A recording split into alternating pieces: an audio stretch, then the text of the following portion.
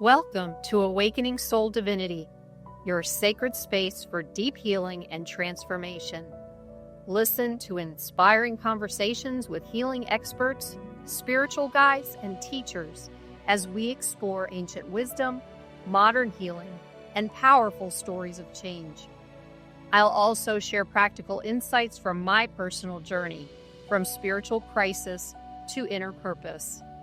Whether you're seeking to overcome anxiety, embrace your true nature, or awaken your higher self, this podcast offers guidance to help you transform your life and elevate collective consciousness.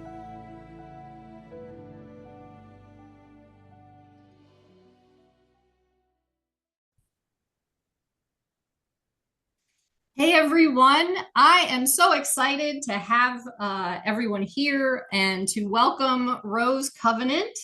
Rose, I'm so excited that you decided to join me on this journey. And Rose is someone who works in the realm of healing the roots of trauma in your mind, body, and energy to expand to the next level of consciousness with freedom and joy. And I love that idea. I love this kind of work that you do. And I know that you have been also traveling the world, so you have a lot of information, but I hear you're back in the US again. So that's very cool. I am someone who would love to be doing that soon. So let's get started. Can you briefly share a catalyst or challenging experience that led you onto the path you're on today? So I lived in chronic pain for 8 years. That would be putting it as a catalyst is like the lightest term that I could use. Wow. But basically I was doing the high achieving thing, right? I was chasing the next title, the next success, thinking that that would bring me like happiness and worthiness. And I started living with chronic pain. And that was with me for a number of years before I finally discovered, it's actually my brain, my nervous system are stuck in fight or flight. I'm carrying Right. around so much emotional pain that it's presenting as physical. And that's what really started my journey of going deeper. Yeah, yeah. And that's interesting because how old are you, if you don't mind my asking? Are you willing to share that? Sure, I'm 36, but next Monday I'm 37. Woo! A happy birthday! Woo! Thanks, thanks. I'm making it around the planet another time, guys. I'm very excited. Yeah. And I find it interesting because your generation is like, you're so young. Why are you dealing with something like this? But that's how we've been taught. It's come through the DNA, through my generation, obviously, and it gets thicker and stickier the further back in the generations that we go with the different types of and ways of having been raised, which seem to lend to this kind of thing. And it's just so powerful that, like, I see your generation as a bridge because you've experienced and learned from my generation and back. However, you're also closely connected and more awake and aware Mm. as or more awake and aware than we were, and then connecting with the younger generations to be able to support that, which I find very interesting. What do you think about that comment? It's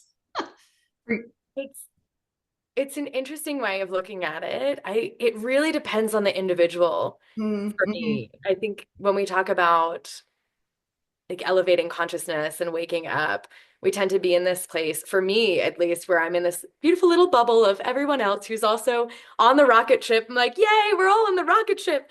And then stepping out into like more mainstream society, I'm like, oh, okay, not everyone is quite on the rocket ship.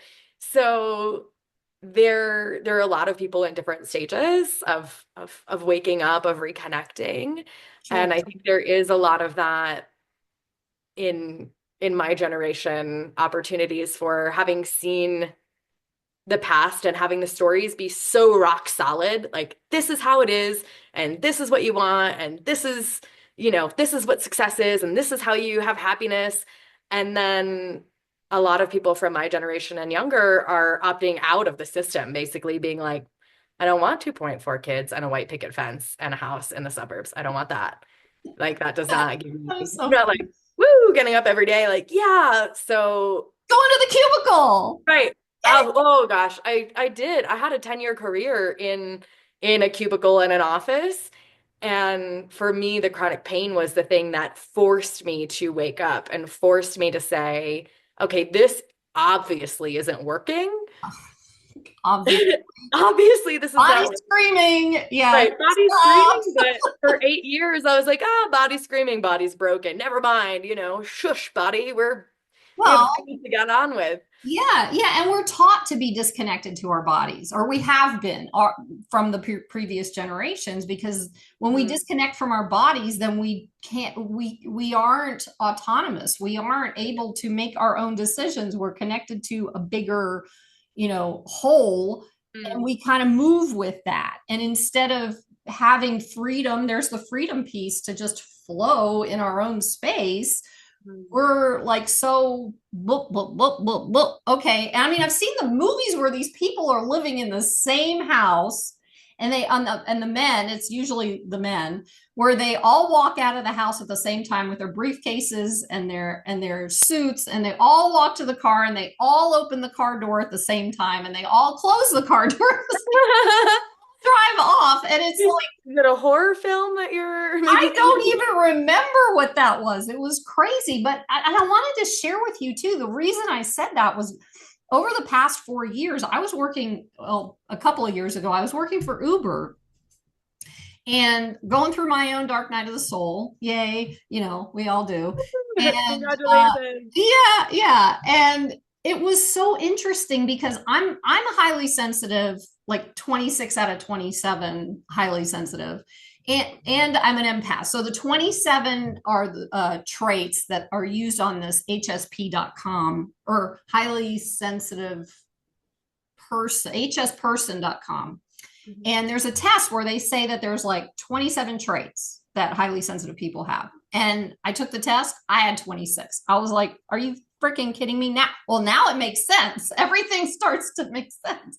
So anyway, long story short, so I'm also an empath, and something was shifting. This was in the end of 22, 23, 24, like the beginning of 24.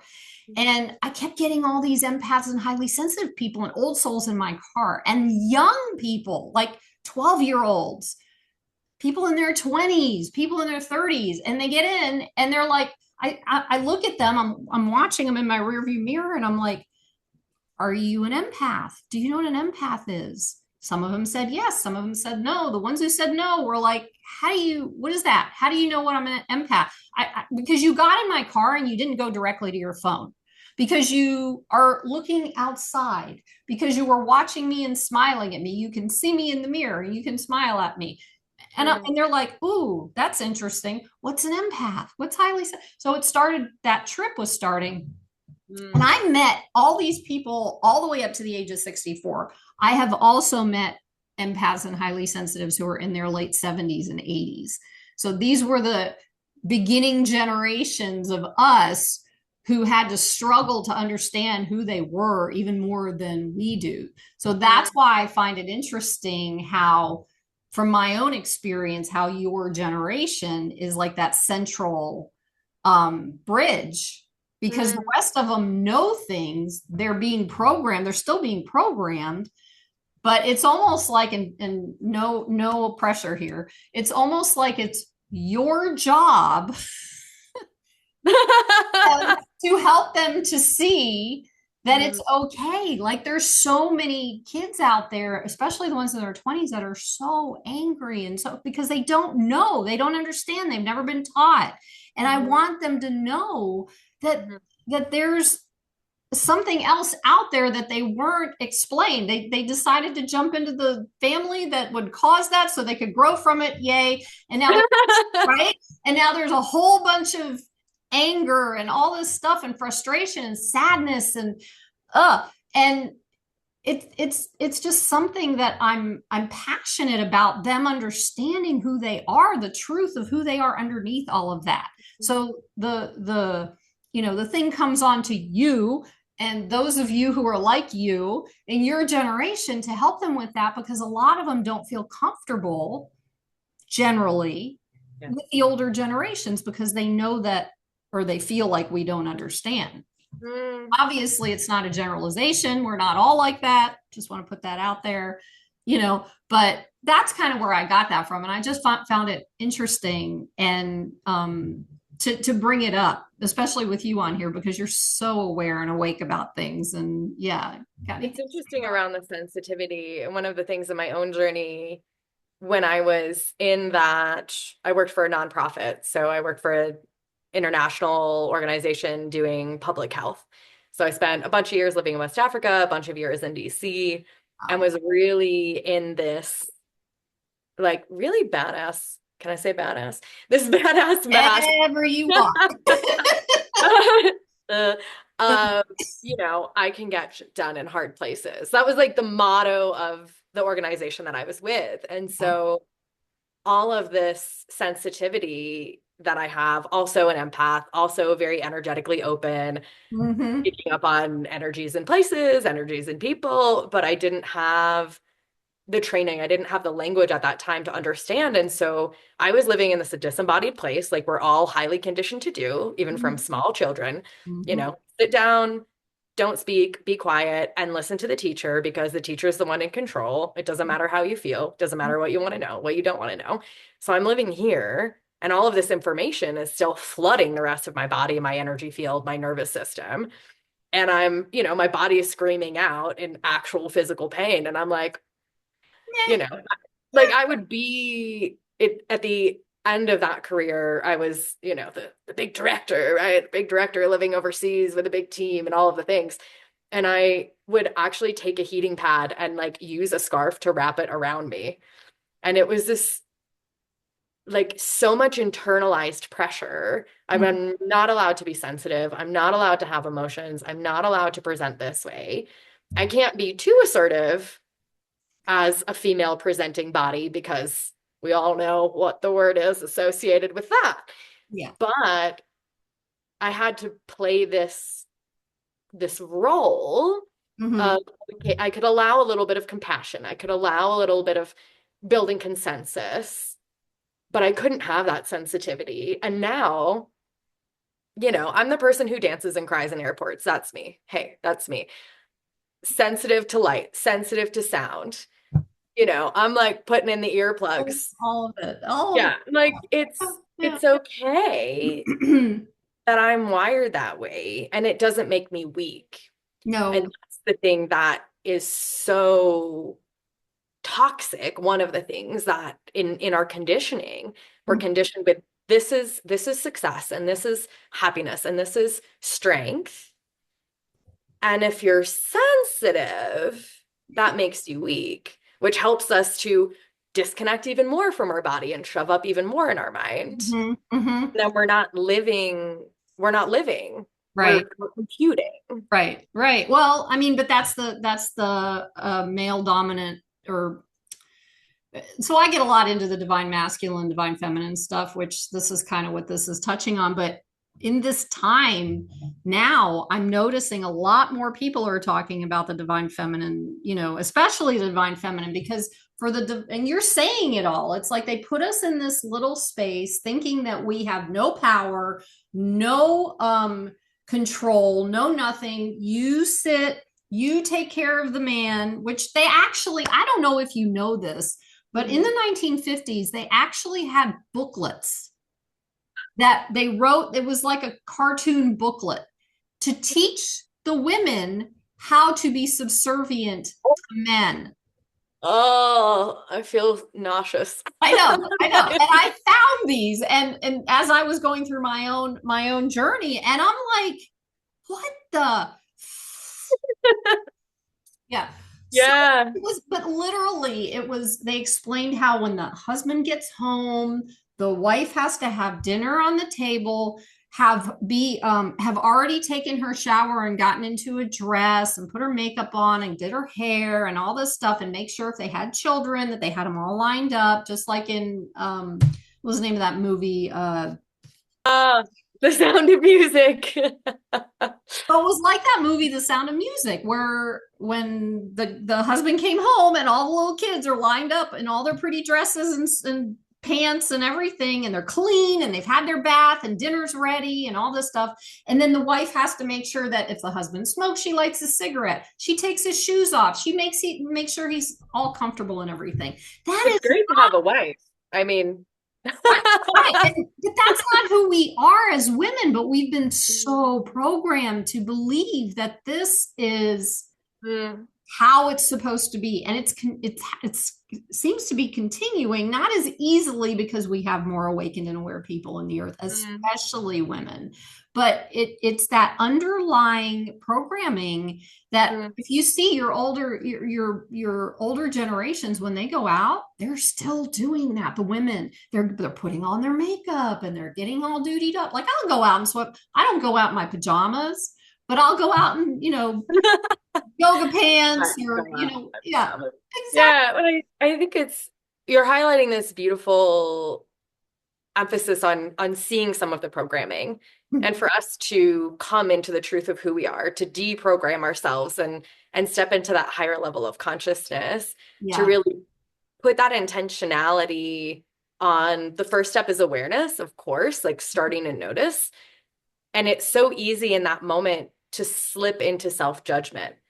And I think what you're Still. presenting around this deep, deep conditioning that we undergo as humans on the planet at this moment is such a beautiful invitation for compassion. Like Mm, all of these patterns, all of these, people pleasing and high achieving and over giving and masking our emotions and not showing up heart to heart, showing up, okay, I think this is what you want me to say. And so I'm going to say this, and I'm going to be thinking about what I'm going to say so that you say something so that you'll like me, but you don't know me because right, I haven't shown myself to you, right, because I haven't right, shown myself to me. right. Exactly. Yeah. And Exactly. so if we can be in this place of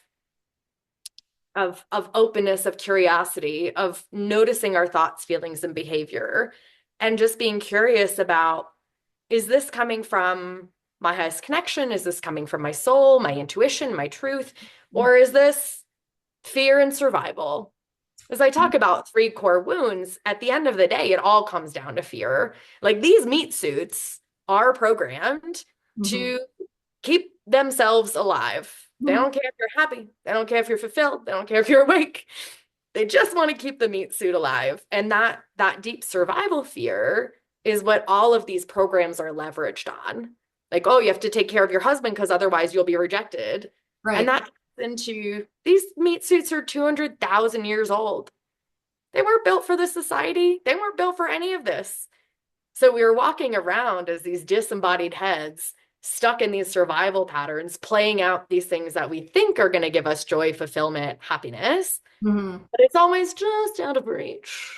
You get the one bedroom house. Will you really be happy when you have the two-bedroom house? You have the two-bedroom house. Will you really be happy when you get a pool? Oh, It's like, and then you need all these things in the house. And then when you're done using those things, instead of sharing or gifting or whatever, you put it in a storage space.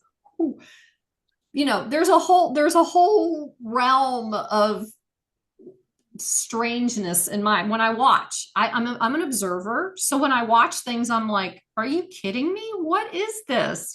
So yeah, you're 100% on target, and I love the fact that your experience so far in your lifetime is creating and building into the work that you do. So, like, can you kind of get into a little bit about how your personal healing journey kind of shaped the work that you're doing and how you support others in it? yeah, happy to. So, as I was talking about this survival fear, Mm-hmm. that is the antithesis. Like, if survival and fear and separation are here, connection and joy and fulfillment are here. So, our connection to our soul and then our disconnection in things. And in my journey, I was in public health. I was getting the marks on the chart. I became a country director at 29, which was like unheard of. And I was so exhausted that at lunch I would eat and I would literally put my head on the table. I was so exhausted. I've done that. And I was in so much physical pain that I had a mattress like dragged out into the living room so that when I had friends over, I could lay down because it was so painful to sit. And at the same time, I'm showing up, I'm talking to the Ministry of Health, I'm in these big meetings, blah, blah, blah, wearing my suit. And then it was such a dichotomous life. Right. And I discovered that the root of my physical pain was actually emotional pain from Instagram. Like I had been off social media because I was doing work in quite complicated places, had some death threats, like had to close down all my social media, came back to the US because of COVID. I'm scrolling, I'm like, what's going on in America? I've never been a big social media person. And I see this post that says cure chronic pain. And I was like, that's a lie, I have a master's in public health, and if there was a cure, I would know. And within 2 minutes of reading this, it's like, has unstable or difficult childhood, has these characteristics of, overachieving, overgiving, perfectionist, low self-esteem, trouble expressing emotions, blah, blah, blah. And I was like, oh, and then there's a checklist of, oh, the pain came on around an emotional event. Like, shit, Yeah. I'm like, oh, good. I'm a poster child for this. And for me in that moment, I had such a deep knowing in my body, which didn't come from my mind. And I'd been living in my mind for, 30 Whole years. life. Right. Yeah. Since I was in utero, I was like, retreat in the mind, the body is unsafe. Yes. Yeah. And so that started my journey of getting into mind body healing first and getting into somatic work. So soma just means our body, reconnecting to our body. Mm-hmm. And did a lot of different methodologies. When I really accepted, okay, this is me, and I started doing the work to unlock some of these emotional things from my body and allow the feelings to come up instead of suppressing everything. I had my first moment without pain in 5 weeks, and I was like, holy shit, this is Right. real. Right. And Say it louder. It is real. Yeah. And, coming from a public health background, I was like, show me the peer-reviewed journal articles about this. I was very in the and happy to though. This is so good that you had the exposure to public health, which probably should be rephrased a little bit to not public health, but maybe public illness. I don't know. At least, we'll not go there. Anyway, I've been watching this. That was around malaria. So to be fair, that was legit. Well, they're right. But there's so much information that we're not told. And they're the ones who are not telling us because they want to keep it. Because if we heal ourselves, oh no, what will the pharmaceutical companies do? Either that or they're going to take over or they're going to tell us what to do or, whatever. I don't know. That's right, everyone. Rally up. So, so yeah, that started my journey. With love, not rallying with love. Yeah, but that's the thing. It's like when I had that experience and in 2 to 3 months, I was basically free from pain that I had lived. If there was a doctor, injections, stretches, pelvic therapy, pelvic floor physical therapy, regular physical therapy, acupuncture, Reiki. Like if someone had told me, take a hamster and put it above your head, it's a magical hamster, I would be like, give it to me. Yeah. So desperate. And I had this feeling of like, I just didn't want to be in this body. I was done. Mm-hmm. And for me, that was the awakening point. It got so intense where it was like, either I'm exiting or I'm resolving this. Mm-hmm, mm-hmm. Right. And so that started my journey of understanding this deep connection where our body has all of this wisdom, our intuition, our ability to hear our higher heart's wisdom, and that we're so disconnected from that because of these emotional roots. Right. Trauma, if we want to use that word, but all trauma means is we had an experience, we weren't resourced mentally, emotionally, energetically, community support wise to process it at the moment. So we held it And then we held it in our body, we held it in our energy field, and it's like this little chunk of us gets stuck there, gets frozen in Exactly. time with Exactly. that emotion, with Exactly. that energy. And then we're walking around with all of this like Stuckness. duffel bags of emotional baggage. We're like, do you want Right. to put that down? No, no, I got it. I'm just Yeah. Yeah. and so that started my own healing journey, which led me deeply into trauma-informed somatic work Yep. and helping people to also go back to their deepest hurt parts to bring love and light there so Mhm. that we can dissolve these chunks of ice in our energy field. If you think about energy, that our regular energy in our body is like water, and then higher frequencies are like steam, and Mhm. these are like carrying around chunks of ice. And Mhm. so we have Mhm. so many people also in the awakening spiritual space where they're still disembodied, where they're living in the steam, but then they're hauling around these bags of ice. Right. Yeah. And I so noticed there's that such a an lot too. Yep. opportunity. Yeah. Yeah, because of course being in the body, it's messy, it's dense, and I also had that experience of, woo, now we can access these, good feeling emotions, these good feeling frequencies. Yeah. And I still do the work to continue to dissolve any ice. Because the thing about in my experience working with clients and in my own work, the wider our container is, the higher our vibration is, the Mhm. less we can tolerate these survival energies, this fear in us. And so Mhm. it all comes to the surface. Well, it's so subtle though. Mm. What I recognized when this is great. I love this information that you're putting out there. When I recognized going through my own journey with this, doing the healing work, I kept waiting for these like steps to happen. Like I did this and now this is going to happen. I did this because I'm analytical. I'm going to look at those steps too. I'm very similar to you when it comes to that.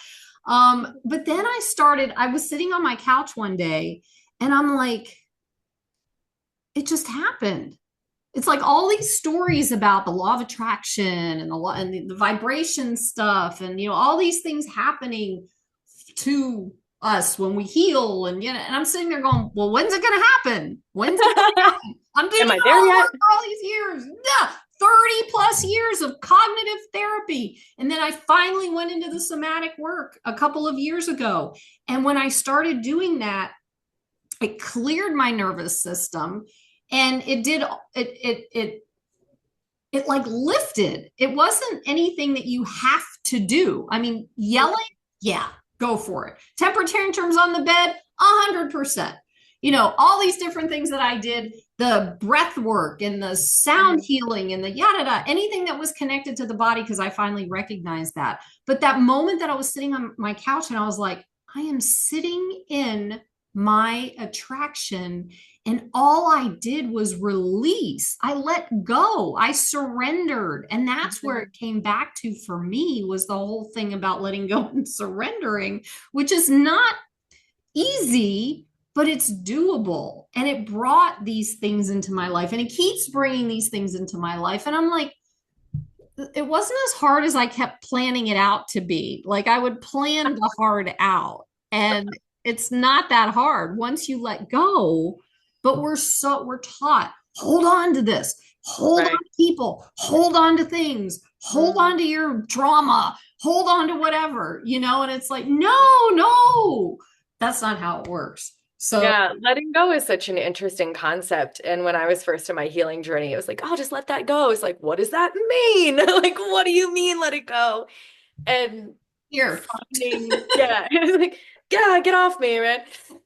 Finding the right tools, the right support, right guide, Yes. facilitator, mentor is so key and has been key in my journey. And I see that with others. Mhm.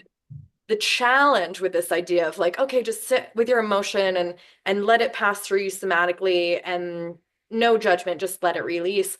When we have 30 plus years of accumulated emotional gunk, Mhm. like, okay, we have all this stuff in our drain and it feels intolerable to our nervous system to Mhm. just take Drano and be like, all right, I'll just let it all go. Like there's, we can't, Yeah. we don't have the tolerance built in our mind, our body, and our energy to be able to do that so fast. It's a shock to the system. And so the process as well is like creating enough safety that you can, all right, let go of a layer. Okay, create more safety, more connection, and we're continuing letting go. And that this process is part of what it means to be human. It's part of what it means to be this, 5D, 9D, multidimensional soul in Right. this human meat suit, that opportunity to continue to expand. And as we expand, more will be let go. As we Mhm. expand, more will be let go. And we're not just processing it from our own life experience. We Mhm. have intergenerational stuff. We have, woo, yay, intergenerational trauma. Thanks, Yay. guys. And if you Thanks, believe in everyone. past lives and you believe in smart people and I'll bring it all in, Yeah. Yeah, and then Yeah. it's been such a like brick wall experience coming back. So I've been traveling for 3.5 years, mostly in Europe, a little bit in South America. And for some personal reasons, I'm back in the States, and just being in the energy of being in a suburban environment of like, okay, the conditioning Mm. is real. Mm. The Mhm. my life experience and jumping a bit to this concept of like new earth and consciousness. Yeah. Small jump, everyone. Just a little. It is Yeah, like actually. yeah, right. We have this idea that it's like, oh, everyone has to wake up and we're moving into this new world. But what we're actually doing is those new worlds, those different frequencies of consciousness are operating in the same 3D reality. Mhm. And for us as awakening seekers, as consciousness seekers, as whatever you want to, light workers, light beings, wizards, whatever you guys, whatever you want to Call go yourself. for. Yeah. Yeah. It's all We the same embrace thing. It's It's all all the same thing. I like wizard myself, why not? yeah, Uh, sure. we are holding those higher vibrations, and that's also affecting the consciousness and the energy of the planet. Mm-hmm. And more people are having more and more opportunities to step through that door. And not everyone will in this lifetime. And No. that has to be okay. And I think that's another thing, as being on this path, we have this moment of like, I have to wake everyone up. Everyone has to wake up right now. Everyone's asleep. You're like running around the mall, like shaking people, Yeah, you yeah, got yeah. your Palo Santo and your I understand that. feather, and you're like, okay, here we go. Like Yeah, it's that's not, not, no. everyone's on their path, everyone's on their soul journey, and it's not our Job. responsibility or job Exactly. Yeah. to wake everyone up. It's to continue raising the consciousness, and everyone will have their own opportunity. Like Mm-hmm. I could have woken up after being in pain for 6 months. I didn't need to wait for 8 years, but that's what it took, like And who needed to wait for 30 years? So yeah, no, I mean it's the exact same thing. And it's so powerful how, especially as empaths, how mm, we know what pain feels like because we've experienced it through others or from ourselves. Da, da, da. And so we don't want other people to feel this pain. So it makes it even more there's more. I like the word desperation that you used earlier about when you were explaining the other piece of mm, this. It was mm, like we are so desperate for everybody to be in joy and bliss mm, because we don't even know how to do it as empaths because mm. we have been so traumatized as empaths. And so now we're desperate. And trust me, I went through this whole thing over the last year. I get what this is. And what's so interesting to me, you were bringing up, I want to ask this. In the last 30 years, or prior, I've been doing cognitive work, right? And it's changed so much over that time. I mean, they're starting to understand there is a connection, Wait a minute, we're not just brains on no, sticks. Huh. no. And there's Weird. therapists that I'm friends with that showed that to me that they understand that now. But what's interesting and this aha moment with the somatic work, I Mm, have only been doing somatic work for 2 to 3 years, right? So you take this big chunk of 30 years of trying to figure out what the heck is wrong with me, so to speak, and going mm, through all that, and then you jump into the somatic work for 2 to 3 years and look at the difference. And I'm like, mm. maybe it was time, maybe maybes, there are all kinds of maybes, but I find it very interesting that it happened in such a short time compared to, but then you got to look at, how the world was back then and how much we understood back then and all these different things. But I want to find out if you are willing to guide us through a somatic experience to reconnect more deeply with our intuition. Are you willing to do that? Yeah, happy to do it. Hey. So let's do a flavor of connecting to our intuition as our higher self. So I'm guessing that everyone who's listening to this probably has a concept of what the higher self is. But for anyone who doesn't, you can think of it as your most evolved self, pure connection with your soul, pure connection with source, with your guides, whatever resonates for you. The word isn't really important, but getting you in touch with that piece of you that knows, and that is our heart mind. Mhm. So instead of asking the questions from our mental mind and having information from there, we're going to just drop down into our heart, and then we're going to do one of my favorite things. We're going to get a message from our higher selves. Okay. So get excited, everyone. All right. So we're not doing any deep trauma healing right now. So just take a few breaths and relax. And what I always say is that anything that I offer is an invitation. You know your body, you know your energy, you're in charge of what feels good to you. If at any moment it feels a bit overwhelming or you're feeling a bit anxious, you can open your eyes, feel your feet on the floor, look at 5 things around you, touch 3 things around you, just come in the moment. Yeah, you can just give yourself a hug, come back into your body. This is just an invitation. And it might feel great in one moment. If it feels overwhelming, you can just open your eyes, focus back on your breath. It's all good. Yeah, perfect. So, what we're going to do is just connect into our bodies. First, we'll connect into our heart. We'll breathe there some. And then we will ask for a message from our higher selves from a year from now, what we would want to know. And then I'll count back from 10 and we'll breathe and then we'll receive a message from our higher self.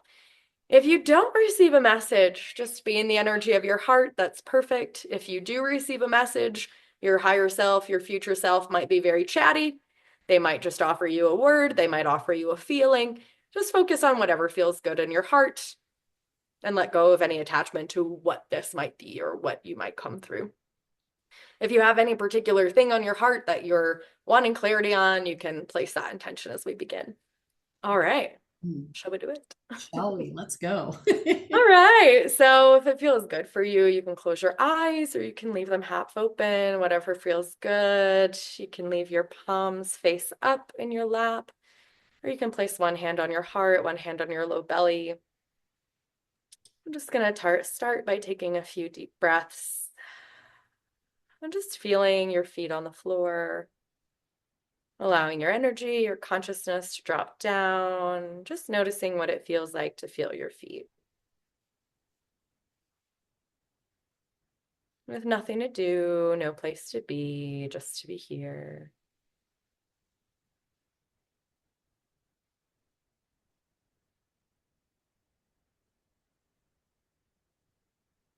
And your mind may wander, just allowing yourself to come back and feeling those feet on the floor.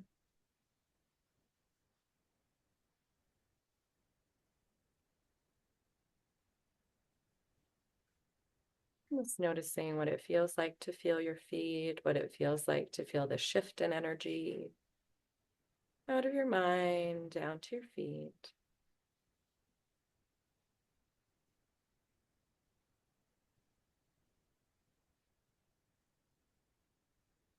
Inviting your breath a little bit slower, a little bit deeper. You can imagine bringing the air all the way up from the soles of your feet, letting your belly be loose.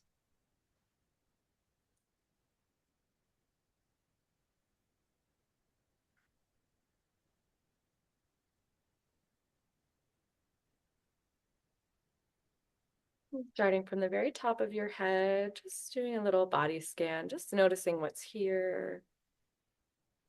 Moving down through your head, your face, your neck, down your arms, very tips of your fingers, just coming more and more into your body. If it feels good to you, you can repeat in your mind's eye, I invite my soul all the way in. Bring your consciousness down your chest, your belly, pelvic floor, down your back, your glutes, down your legs, the tips of your toes. And again, if it feels good to you, you can repeat, I invite my soul all the way in.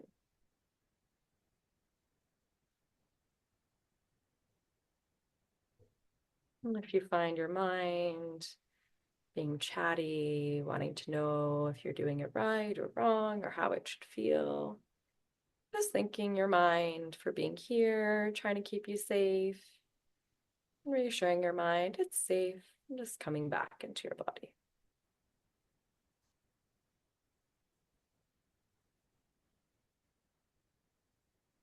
And when you're ready, bringing your consciousness to your heart center.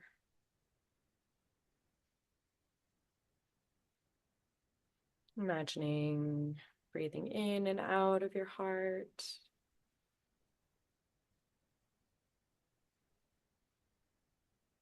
Maybe feeling an expansiveness in the front or the back of your heart. Just knowing you're safe to feel whatever's here.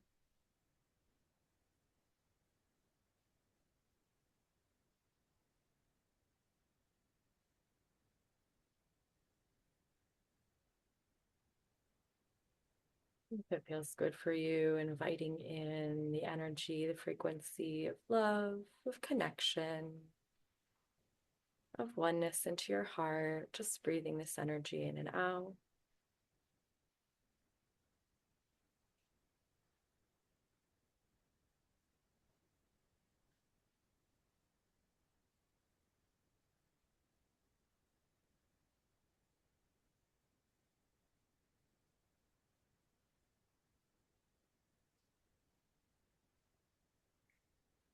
You can ask your heart to expand your energy field out.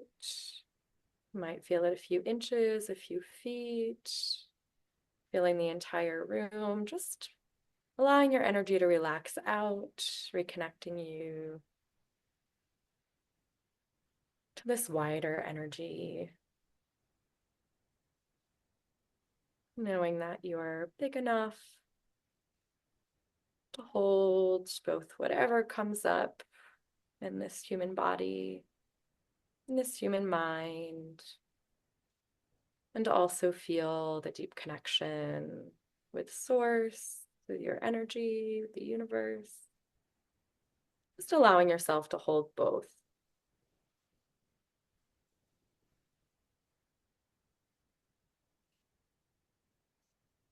And as your energy field widens, reconnecting again with your heart, and this feeling of love and oneness, of connection.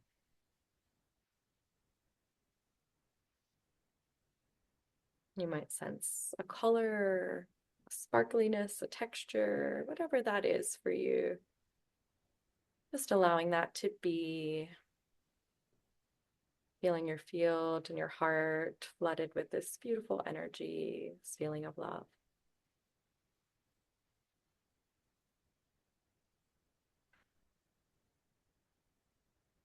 If it feels good for you, you can set an intention in your heart to receive the wisdom, the guidance, the love, the support from your higher self, from the version of you 1 year in the future.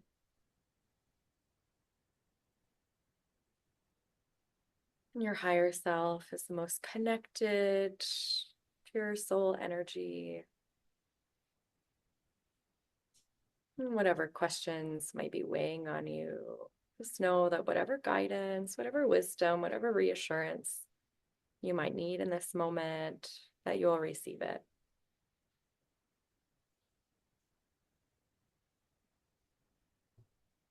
And I'll start counting down from 10, And when I get to 1, you'll receive this guidance, this wisdom from your highest self. You may receive a word, a feeling, an emotion, a frequency, many, many words. Whatever comes through is perfect. And if you feel any anxiety in the mind of what if I don't get a message, just again thanking your mind for being here, letting it know that you're safe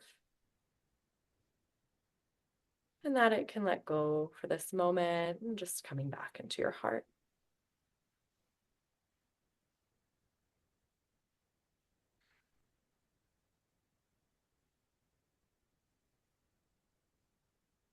Feeling this deep connection to your heart and yourself. When we get to 1, you'll receive this message, whatever you need in this moment. 10, inviting your breath a little deeper. 9,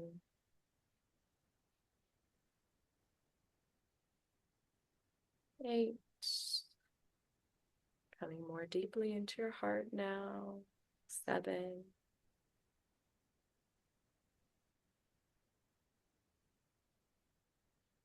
6, even more deeply into your heart, breathing even deeper. 5, 4, letting whatever is in your heart be there, knowing that you're loved, you're safe, you're connected, and you'll receive whatever you need. 3, 2, big deep breath in, and 1.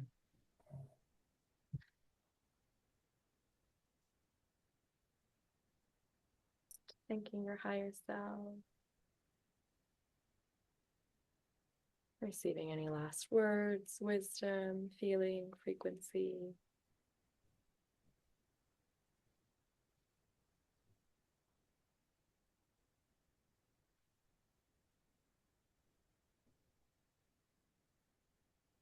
Feeling into your heart and taking the thing you most needed to hear, most needed to feel. Connecting to that energy, that color, that frequency. Allowing it to come deeply into your heart.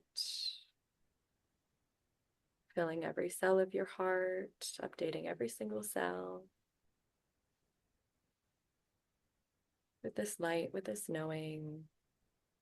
And as your heart beats, sending this energy, this knowing, this clarity, love, wisdom, every single cell of your body, moving up your neck, through your head, washing through your mind, your brain, updating all of those neural pathways with the truth, the energy that's here, with the knowing that came through, the wisdom, the love.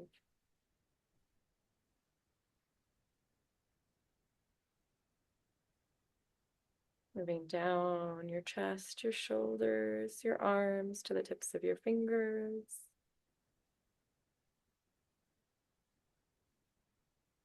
Down your chest, your abdomen, your low belly. Between your shoulders, down your back, to your pelvis. Feeling your hips, feeling this energy, this truth move through every single cell. Down your legs to the very tip of your toes. And coming back to your heart, feeling this energy, this truth, this wisdom, this love even more intensely.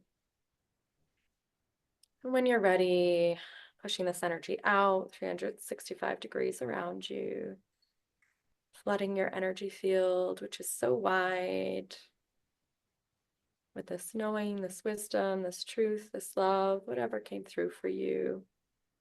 Flooding your field with this frequency, this color. Knowing whatever you received, whatever you felt or didn't feel is perfect. Feeling your energy field wide. We'll take 3 more breaths together. Breathing in. Sighing out. And deep breath in.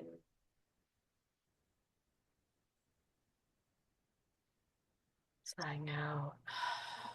And last breath, you can hold at the top if you like. Breathing in. Hold.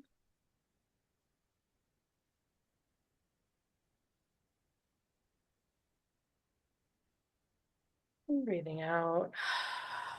Taking one last moment to feel what it feels like to be in this energy, in your mind, in your body, in your energy field. And when you're ready, bringing your focus back to the feeling of your feet against the ground. Inviting your soul once again fully into your body, into every single cell, every single tissue. And when you're ready, you can wiggle your fingers and toes and open your eyes. I need to come back. Hold on. Would you like to share what came through for you? Yeah. I'm going to write it down so I don't forget.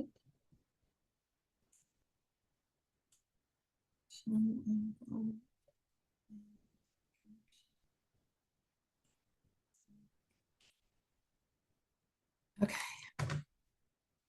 Yeah, definitely want to share it. It wasn't anything, obviously, well, obviously to me, I guess. It was like, because I've done the work, it wasn't like what to do. It wasn't anything like that for me. It was more what's coming next, what's happening now and coming next kind of thing. And so the first thing that I got was years ago I had made a meme and it said the revolution of love on it. And that came back up again. And it was something where that's what we need to do. And that's what I'm working in right now. And then the piece about connection with self and then connection with others, bringing people together. That came through. And it's been something, but it was just like right there in my face. This is what's happening. This is what's leading to, this is what's going on. Nothing really else other than the words run with it, which I've never heard before. Usually I hear keep going. Now I'm hearing run with it. Love that. So I think that's kind of interesting. Definitely made a lot more, peaceful. Even with I live next to a turnpike, and I was so centered, but I could still it was louder than usual, which was interesting to me. But it just it's a very powerful process that brings you in and connect with yourself. So that's maybe where that I'm not, trying to figure it out, but I think that's where that possibly came from. I don't know. That was beautiful. Thank you. It's interesting around it feeling louder is one thing that I really notice in when we get deeper and deeper connected into ourselves, our ability to perceive. It's almost like everything gets turned up because usually we're so flooded with noise and thoughts and all of these things. When we become centered, we feel that more, we hear that Yeah. more. Yeah. I mean, it's probably similar to, either being blind or deaf, where you have like the capacity to feel things, or, your other senses work more, they're more heightened. That's what I understand about that. So maybe it's the same thing or similar. I don't know. Yes. Um, Interesting thing about reconnecting with the body. Like there's in every moment, we're basically receiving a library's worth of information in all of our senses. And our conscious mind can only get like a sentence in one of the books. And so as we expand our ability to perceive from, okay, I'm just using my mind to get this sentence, and we can have this more full embodied experience of presence, then that intuition, I mean, we can look at it from an energetic perspective. We can look at it from a neurological, physiological perspective. We can speak both the science and the woo, you know, it's all the same when we get to quantum physics, it's just all the same, right? Yeah. But we can tap into those levels of perception that our conscious mind is not able to perceive and filter. Like we've all had gut feelings. We've all had feelings of knowing in our heart and had experiences where we followed it and when we didn't, and seeing what happens with that. Yeah. So I've thought about this a lot throughout my life, or throughout my process, at least within the last, few years. But why does everything seem to fall, like our whole lives just fall apart when we start to awaken? It's like you think that everything's going to get better and the sun's going to shine, all this stuff. Where's my unicorn? Where's my rainbow road? Exactly. So most of us build lives based on this conditioning, based on the survival energy, the survival patterns. And so we become high achievers, we get all the marks on the chart, but from this energy of, I have to do this in order to survive. We awaken and we gain more access and stability in the frequency of love. Everything in our life either has to rise to meet us. Some of these things will. Some relationships will transform. Some careers will transform. Some ways of being will transform. It has to rise, or it's got to go to make room for something else. And it can feel like everything's falling apart, but really what's happening is, as we're recalibrating from this default of fear and survival to this default of love and connection, anything that's not aligned with that has to fall away. Right. And it feels like it's chaos. It feels like everything's falling apart. It feels like it's all lost, when in actuality, what do they say? Life abhors a vacuum. Is that the correct statement? Or the universe abhors a vacuum? So when you release something, it automatically fills it in. But because we're so used to the old way of doing, or the old way of being, or whatever that looks like, and this new bright thing comes in, it gives the system a bit of a shock. Yeah. And we're fundamentally wired to be change averse. Yeah. Because our brain doesn't know what happens next. And so like, even if I really hate this thing, at least I know it. Yeah, exactly. Yeah. But we hate change, but we want change.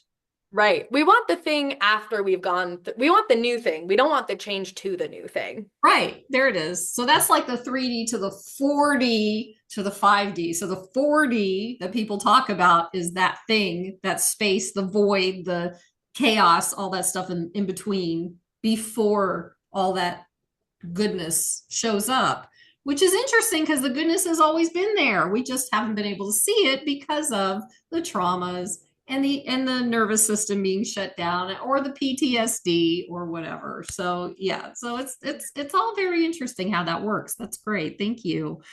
What do you wish you knew when you started your healing / awakening journey? What do you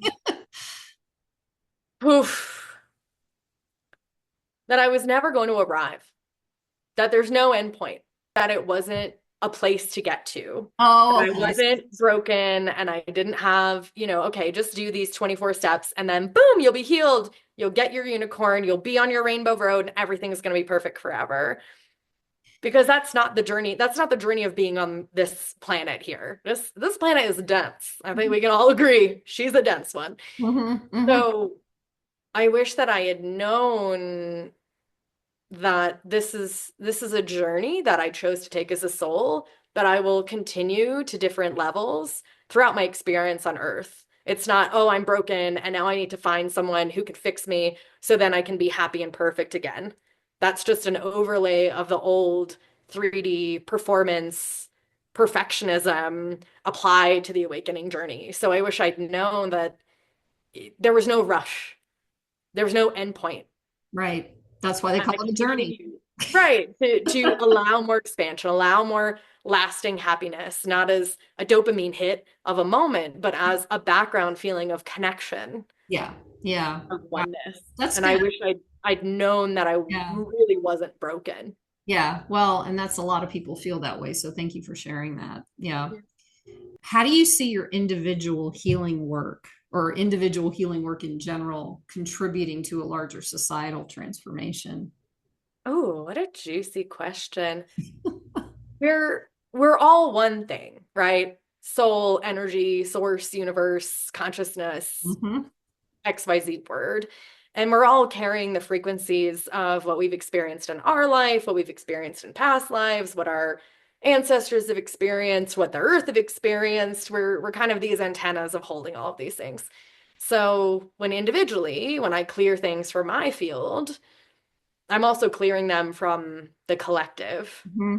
Hmm. Not as it's my journey and I'm a conduit. Now I have to heal everything on the earth. Like we would just blow these bodies out. That's not what they're for. Right. But in our own individual healing, we become those actors of the revolution of love. And so our own healing is not just for ourselves, but also for this shift, which has to happen. It is happening on the Hmm. planet. Hmm. Like we've created a survival-based society that the earth is like, "Ooh, can't really keep doing this, guys. You gotta stop this, right?" Right. So we're contributing to that overall vibration, that shift in consciousness.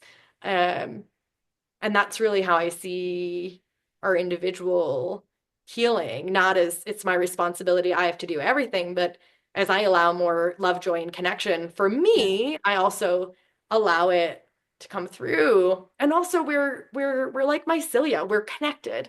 Right? Like as I've gone deeper in my journey, my best friend has come along, her husband has come along, her Yeah. family has come along. Yeah. Yeah. You Yeah. know, it's all of these connected, interconnected layers that Yeah. we're so taught in Western society that like, we're just one person in a tiny box, but we're not. Yeah. Yeah. We're like tree roots. And so Yeah. when one of us gets on the rocket ship, everyone else sort of also goes on the rocket ship. Yeah, and I've heard that for years. It's like whenever you do something, whoever's in your circle of connection in whatever way, they start to feel shifts happening. Whether it feels good to them or not is a whole nother, ball game. But yeah, I've heard that. How do you define awakening? Oh, well, from a from an ego place, we could have a lot of words for it. From a heart place, awakening for me is the intention Hmm. to remember, the intention to remember moment by moment, to remember who we are, what this is, and to do the best we can moment by moment. Like it's not about, when we hear about the law of attraction and we're like, I can only think positive thoughts, otherwise I'm going to bring the meteor, right? We become in this spiritual bypassing place. But real awakening is like, let me be conscious with what is and let that be okay. Beautiful. Yeah, that makes a lot of sense. And a lot of people don't. To me, it's the awakening of our humanness because Hmm. we're moving into something. But I always like to hear what other people have to say about it. Okay. How do you understand or experience the concept of source or God? Hmm. It's all the same thing. We're it, the rocks are it, everything is made of the same energy. And for me, all of those words just point to the oneness. Yes. And when we use words like, we have to use words as arrows to try to articulate what we mean in this plane of existence, Mhm. in this dimension. And at the end of the day, it's really just pointing back to the energy that animates everything. Beautiful. Yeah. Us, trees, bunny rabbits, all the things. Even the bugs that we're so afraid of, right? Yeah, there's no division. Like Yeah. the energy of creation, it's not like, oh, there's an energy of creation that made me, and then some other energy that made the bugs, and Yeah. Yeah. it's all the same thing. So it's just pointing us back to our own divinity. Yeah. Yeah. We touched on this at the beginning a little bit, but I am curious to see what are your thoughts on the divine feminine and how do you believe its energy will support us in the future, especially in relation to the divine masculine? Mm. So, interesting question. The divine feminine and the divine masculine, for me, it's very easy for that to become a conversation around like opposing forces and polarity. Mm-hmm. So, for me, I tend to look at it as this dance that we all do between being in active creation where we're putting energy out and to be in this more receiving creation where we have intentions and the universe is orchestrating it. And so we have this moment of divine inspiration. I'm going to put that post on the internet, right? Or I have this, So I'm going two to, people can see it, but okay, yeah. right? And then we have this letting go and this trusting of allowing things in. Uh-huh.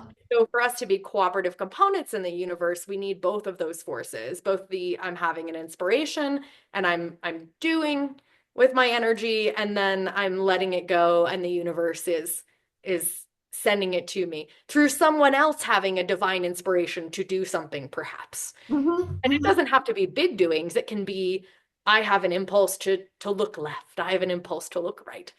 So for me, it's all of us uncovering the truth of who we are and being in touch with that and whatever flavor that comes through as. Mm-hmm. It doesn't have to be this, the masculine's supposed to do this. And if you're born in this body, you do this. And if you are born in this body, then you do this. There's room for creation to come through in whatever body or whatever energy we're in, Mm-hmm. and to allow that fluidity to change how we are in our gender roles, how we are on the earth. Not that everyone that talks about masculine and feminine energy is referring specifically to what body you come in as, but it can easily be interpreted that way. Mm-hmm. In my experience, the more that I feel safe, the more that I feel regulated, the more that I'm comfortable in this more receiving, allowing the energy, allowing the universe to deliver. And the more that I feel unsafe, the more that I'm in survival, the more I'm like, let me do something, right? Which is not always the healthy version of Right. the And masculine. that's almost the programming. I mean, the way you Yeah, said that sounds like the programming. So yeah, it's like the exactly. patriarchal, the way this is the way it's got to be, and da, da, da, and this is, and we're going to take action and do whatever, regardless of what happens. We don't care. Yeah, we're doing it. So yeah, I feel that the for me, resting in that divine feminine is coming into the truth of who we are more and more, and hearing those intuitive instincts, those impulses, and allowing ourselves to follow them and trust them, not put them through the lens of the mind of, oh, but why do I want to turn left? And is left the best way? And how do I know that it's to just actually allow our heart to guide us, Right. and then we can receive whatever is in our highest. And sometimes what our mind has decided is our highest is not the path that our soul knows will bring us to our greatest expansion moment by moment. So really what Mm-hmm. we were saying earlier, like letting go and surrendering and being in this place of I'm going to make space in my life Mm-hmm. for the universe to show up, for other people to show up, for, the bunny rabbits or whatever it is Yeah. to show Yeah. up in my life. And that's not just about life either. Life like day-to-day type of things. I remember, I'm going to share this. This was, oh my gosh, I can't even remember the year. It was like 1989 or 1990, maybe 1990. I don't know. I was going to work, and the same thing. It was like you said, turning left, and it reminded me of this. It's like the universe watches out for us. I've had this kind of experience a few times in my life, and something told me not to go the same route that I had normally taken to work. And so I end up on this road that's parallel to the road I normally took. And when I got to the intersection of the road I was on, I looked left, and there was this major accident in the same spot that I normally would have taken at that time. So Mm, the universe obviously does this other thing that has nothing to do with our mind, mm, that's mhm. beyond all of that, that creates that space for us to listen and Yeah. not do what we normally do because it's not going to work for us in that moment. And Mm. sometimes can save your life. You know, like I mean, that actually, literally for me, it happened 3 times. The save my life piece of it.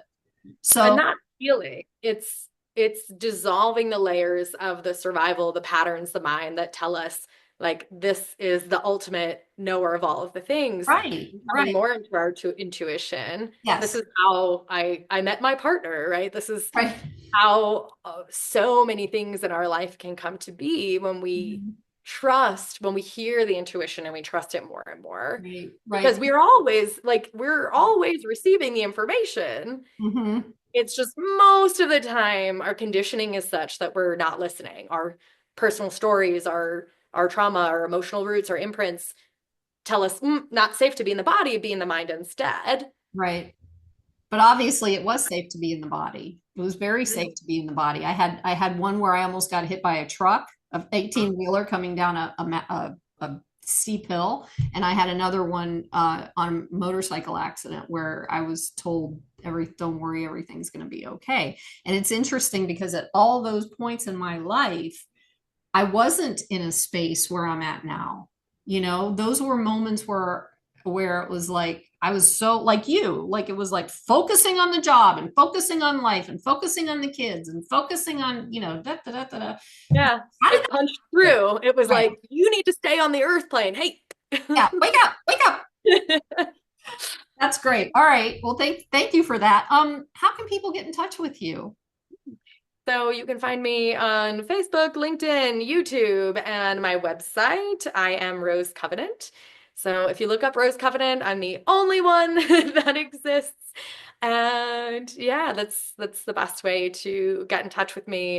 If you check out my website, you'll also find my WhatsApp, book a call, have a chat, and see what it looks like to move into your next level of consciousness, of happiness, of awakening. Mhm. Really, what I do is facilitate and hold the space for you to go to the deeper layer of yourself and bring healing there. I have no magic wand, but That yeah, is a magic wand, though, by the way. it is. And that's really what healing is. It's Yeah. two people coming together to co-create a safe enough container Mhm. that you can borrow my safety, you can Mhm. borrow my nervous system, you can borrow my connection Until to you be figure able it to on find your own. yours. Yes, yes, yes, yes. Yeah. We are on the same page. Let's do this thing. Uh, so, if you could offer one piece of advice to someone just starting their healing journey, what would it be? Mm, hmm. To find the right guide. Find the right, Guide, not find, guy, guide. find the right guide. Find a man. No, find the right guide. Find a Find- uh, mentor, a coach, a therapist, find someone. Don't care about their methodology so much. Find someone where you feel safe and seen and heard in their energy. Mhm. Someone that is embodying the way that you're wanting to feel Mhm. and help them. They will help you to step into that for yourself much faster. Yeah. Beautiful. Yay. Good stuff. Is there anything else you'd like to share before we wrap up? It's been such a pleasure. And for anyone still listening to this, I love you. You're doing a great job. Just keep on doing it. You're doing great. Keep And going. Yeah. yeah, run with it. Run with it. That's it. Yeah, maybe that last bit is whatever you received in that connection with your higher self. Keep coming back to that. Like for Yeah. the next few weeks, keep coming back to that and see how that transforms. Mhm. And as you were saying earlier, it doesn't have to be the super hard road, right? It can be like coming back to your truth and then finding whatever tool, methodology, coach, mentor, therapist, person to help hold the space for you to process through the stuff that your body feels like it's too scary to let out. Beautiful. Wow. That's okay. This is great. We might have to do another one of these at some point. Yeah. Yeah, happy Uh, to. this is great. So, all right. Well, thank you everyone for being here. Rose, thank you so much for bringing your beautiful, beautiful energy onto this space and being part of my journey and allowing me to be part of your journey and learning some things from you and connecting. It was just amazing. And everyone else, I hope you enjoyed this conversation. And she seems to have had a dying computer. So I'm just going to say for any other information, I'm going to put it in the description. And so if you have any questions, you can ask in the comments, and just have a beautiful day. Take care. Bye.